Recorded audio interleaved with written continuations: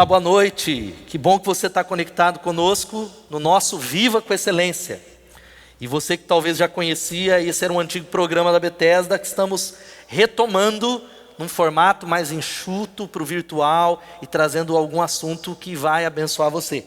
Desafio você a compartilhar esse link com mais pessoas agora, tanto no Facebook ou no YouTube, e se inscrever no nosso canal. Hoje nós vamos falar um pouquinho sobre lições no sofrimento. E hoje a gente vai bater um papo com a Greta Lira, que é ministra da adoração da Bethesda. Eu queria que a Greta se apresentasse um pouquinho, porque talvez tem pessoas que estão conectadas no canal que não a conhecem ainda. Boa noite, Greta. Que bom que você aceitou o meu convite para a gente bater um papo. Boa noite, obrigada pelo convite, primeiramente. Meu nome é Greta, eu sou casada com o Paulo Lira, sou mãe da Micaela e também ministra do louvor junto com o Paulo aqui na Bethesda. Agora faz 3 anos, graças a Deus. E nós temos um trajetório ali de vida de igreja, ministério, desde sempre, né, parece, mas desde os meus 15 anos, líder de louvor, dando treinamento, gosto muito de falar sobre o reino de Deus e aquilo que Jesus é e o que Ele faz. Principalmente com música, né, Greta, envolvida, com certeza, quem está aqui, com certeza. Um chamado. E, na verdade, eu fiz o desafio e convidei você, assim, pensei, foi talvez uma das primeiras pessoas que eu pensei em conversar, porque a gente está vivendo um tempo de sofrimento, de pandemia. E para quem não sabe, a Greta enfrentou uma situação muito difícil, né, do final do ano passado, no início desse ano. Eu queria que talvez você falasse um pouquinho como é que foi isso, Greta, para quem está acompanhando em casa. Claro. No ano passado, eu, numa consulta, na verdade, qualquer, um check-up mesmo, foi descoberto que eu estava com nódulo no tireoide, e aí desenvolveu um processo ali, descobrindo que era câncer, eu precisei retirar. Eu ainda estou no processo de recuperação, né, da cirurgia que eu fiz no início desse ano.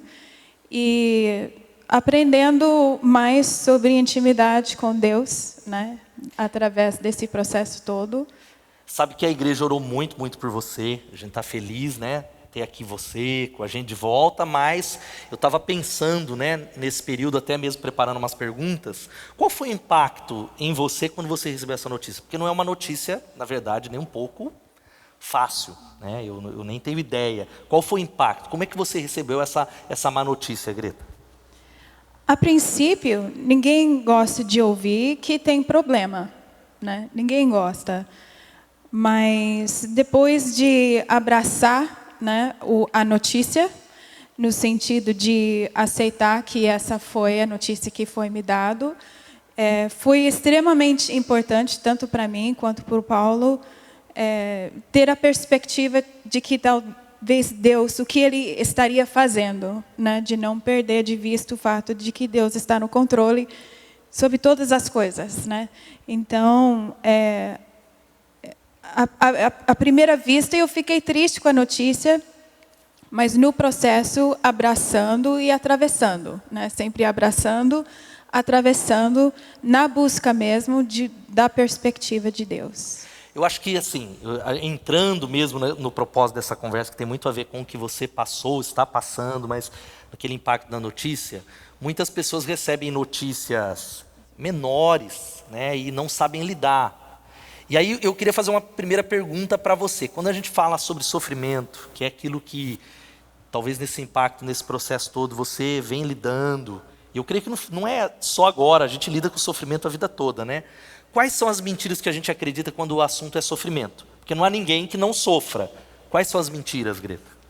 Eu acho que uma mentira que talvez nós carregamos, especialmente como cristãos, é que o cristão não sofre.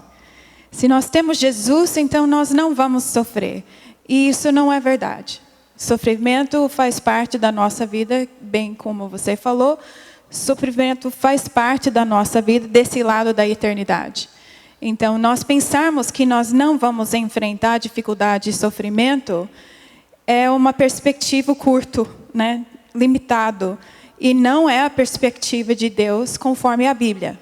Porque a Bíblia também é muito claro que sofrimento faria parte da nossa vida E aí aqui agora. Você que está em casa, é lógico que a gente não estamos brincando com o sofrimento, mas eu acho que é algo que a gente precisa falar muito mais do que nunca.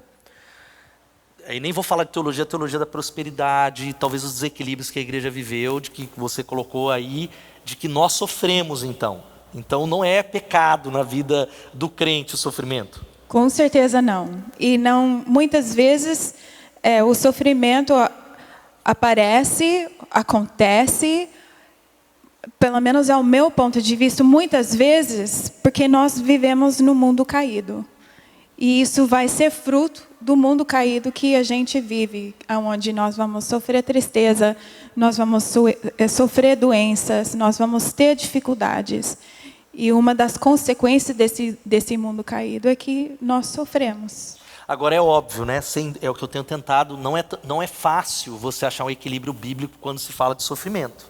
Eu tenho visto, talvez, os polos, né? Um extremo da igreja, não adianta orar, Deus não vai curar, né? Um cessacionismo. Um outro é talvez essa teologia que acho que faz até mais mal, que é o que a gente falou, de que não. Se você é um discípulo de Jesus, você tem direito de se apropriar pela fé, você vai ser curado, você não vai passar pelo sofrimento. E aí a gente tem uma teologia, vamos usar essa palavra, meio manca, disforme. Como redefinir, Greta, talvez você falar um pouco da sua experiência, o que é vencer o sofrimento?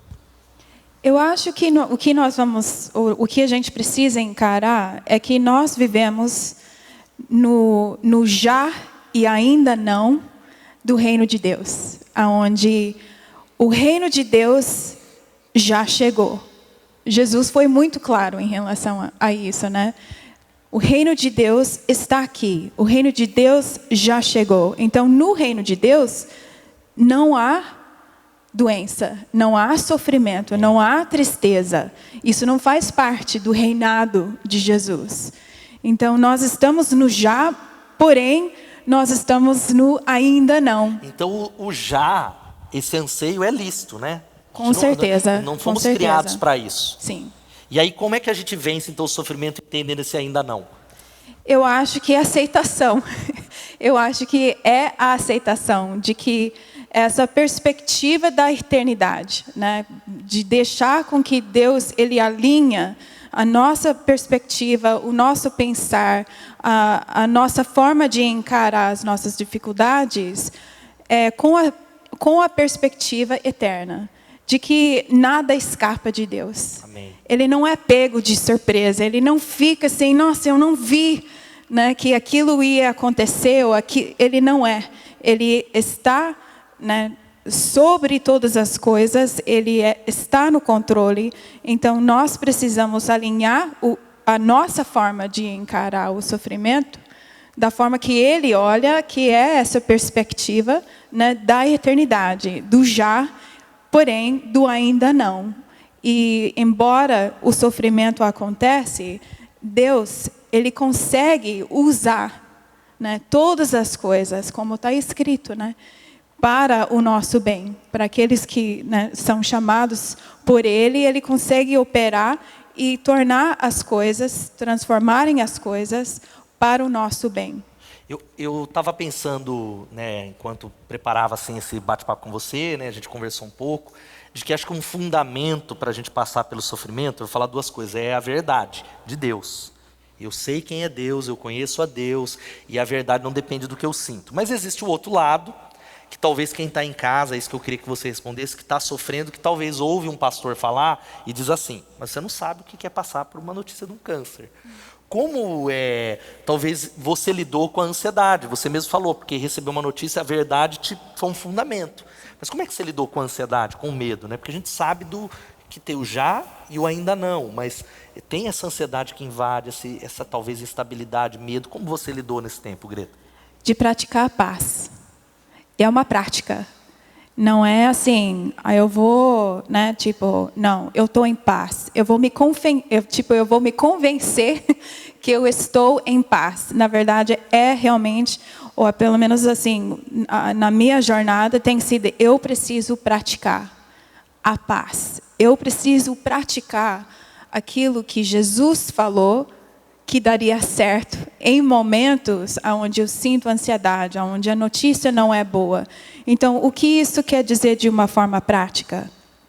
Por exemplo, se minha mente, né, está fugindo de mim em relação aos pensamentos, aquilo que tem me trazido ansiedade, então eu vou pegar aqueles pensamentos e eu vou submeter os pensamentos para Jesus. Eu vou pedir com que Jesus transforma o meu olhar, a minha perspectiva. Deus, eu estou vendo dessa forma. Como que aqui o Senhor está enxergando? Eu preciso saber. Eu preciso praticar a paz. Eu preciso praticar, né, trazer, vamos dizer também, à memória aquilo que me dá esperança. É prática. Não é alguma coisa que eu vou aceitar, né, uma fórmula, uma receita e de repente o negócio vira. Não, eu tenho que realmente praticar e alguma coisa que serve para todos nós. Eu acho que é muito interessante, porque a gente crê no poder da oração. Sei que a oração é o sustento da intercessão. Só que talvez tem pessoas que têm recebido oração, mas talvez não entenderam isso que você falou, que acho que é importante, praticar a paz. Aí mas eu estou recebendo oração, por que a paz não tem me invadido? A paz é uma pessoa, mas eu acho que tem a ver com aprender a andar nessa perspectiva que é invisível. Com certeza. O que você me diz? Nesse período, Greta, dessa luta, ainda que você tem estendido, mas principalmente naquele momento que você recebeu a notícia, você já falou um pouco. Teve momentos em que a ansiedade venceu, em alguns momentos? Você lidou com isso? Eu diria assim, em momentos onde eu senti realmente aquela dor, né, tipo, profunda pela situação, eu precisava que Jesus me pegasse pela mão e me liderasse. Porque sozinhos a gente não consegue. A gente não consegue atravessar de uma forma saudável, né? Isso é importante, porque a gente consegue atravessar, mas o tempo não cura todas as coisas, né?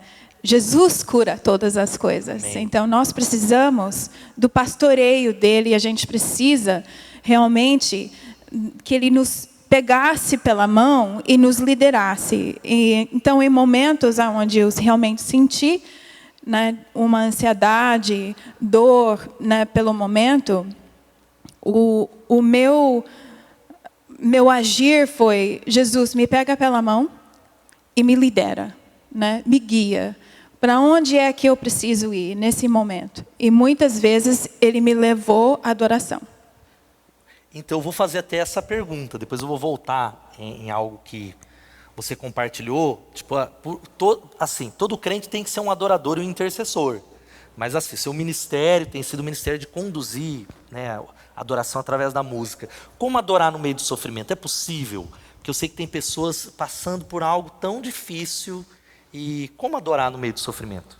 Eu diria, não somente é possível, mas é necessário. É necessário.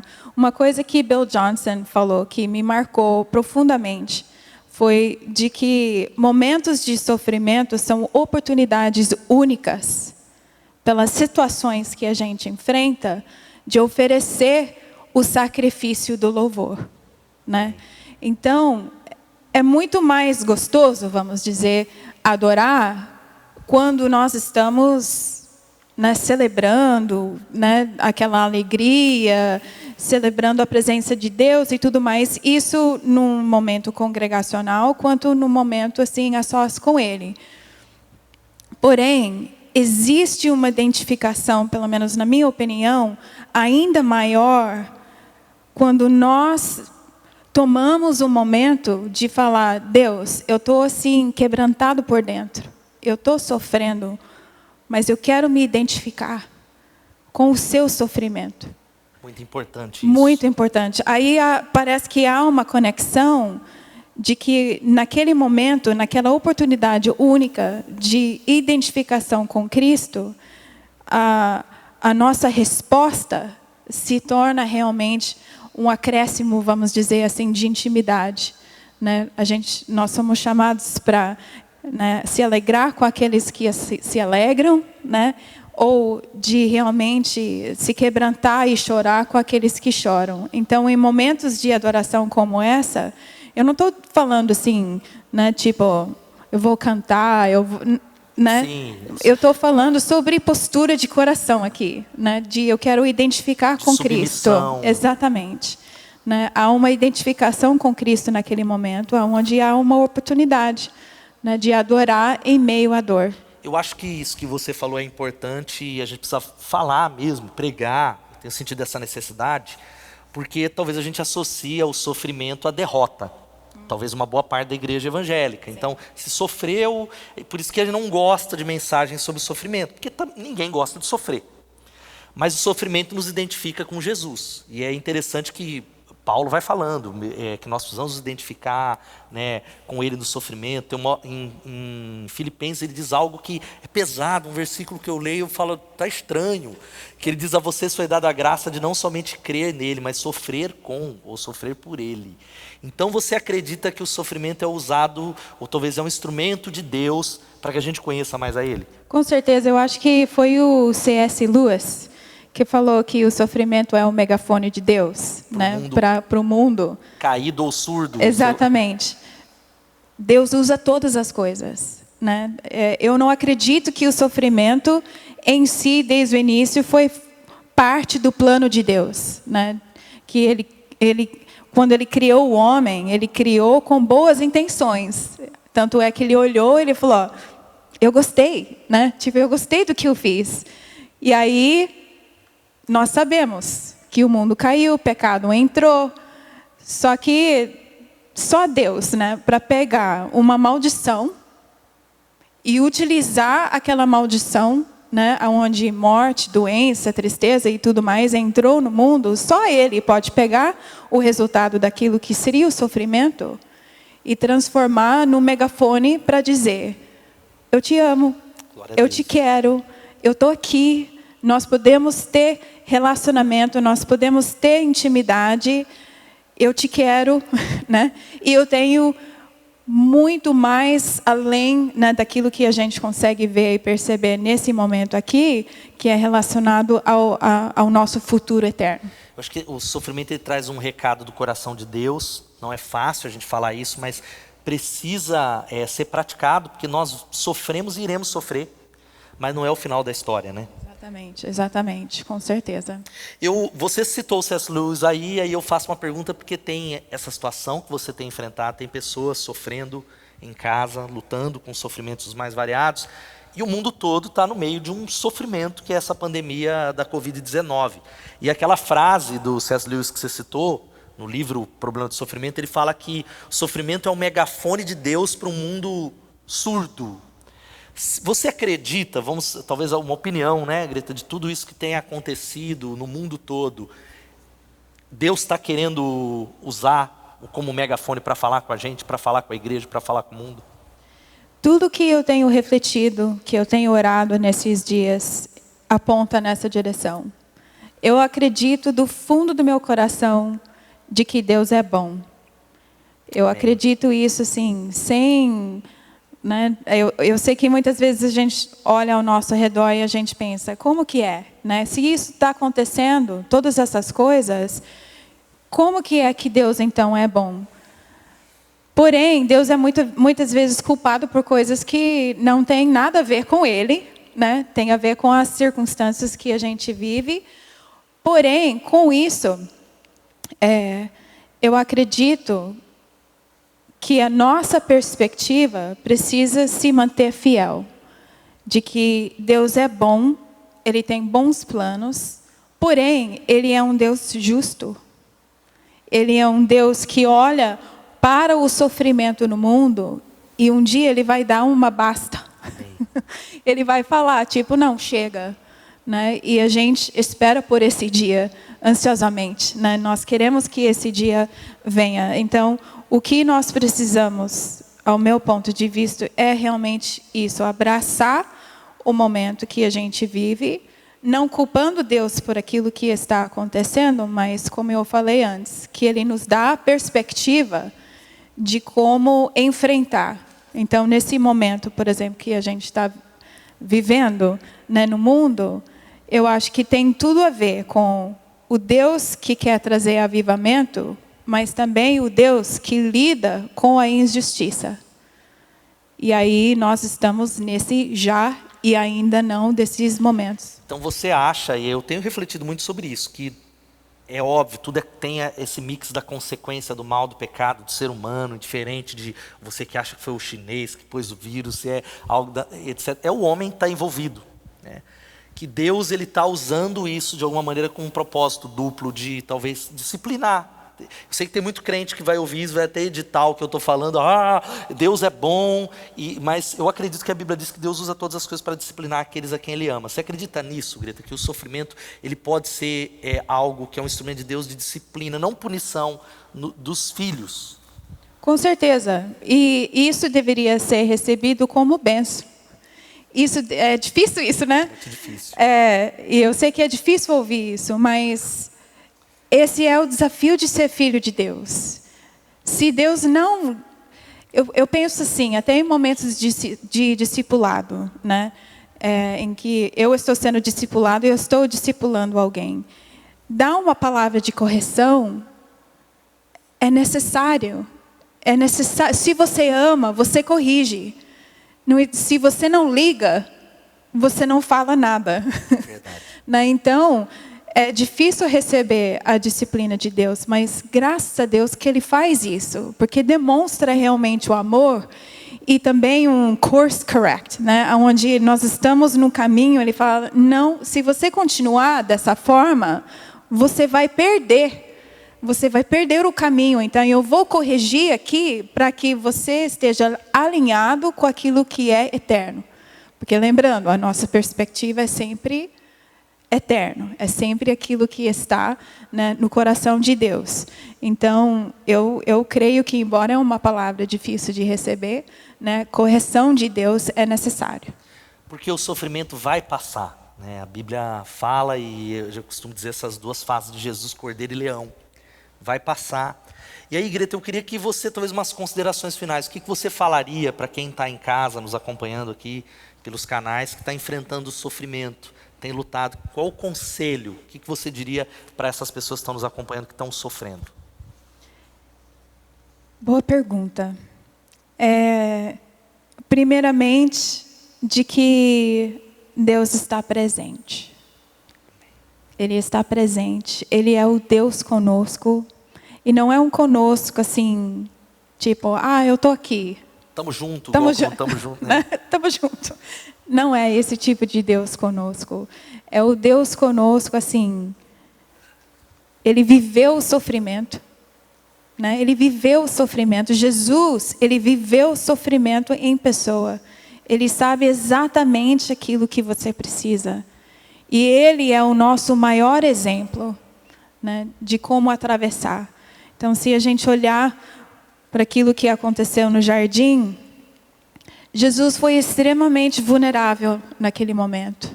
Né? Quando ele se retirou depois de cear com seus discípulos, Ele levou seus amigos mais chegados. Né? É importante ter pessoas para caminhar juntos, né? Junto no momento difícil. Então, Ele levou seus amigos, aí Ele chegou diante do Pai, Ele falou, eu vou parafrasear, né, nesse momento, mas foi tipo assim, Pai, eu não quero fazer isso. Eu não quero passar por isso. Eu não quero ficar longe. Eu não quero sofrer. Então, Ele se derramou, Ele abraçou a dor naquele momento do sofrer. E aí a postura do coração de Jesus foi de adorar. Onde Ele falou, não a minha vontade, mas que a sua seja feita. E essa é a postura do nosso, tem que ser.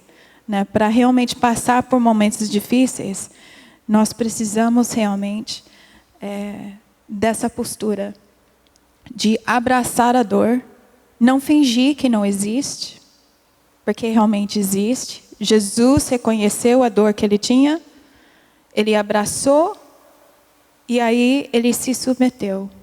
E pediu para que, né, a vontade do Pai fosse feita. Em adoração. Né? a postura do coração de Jesus.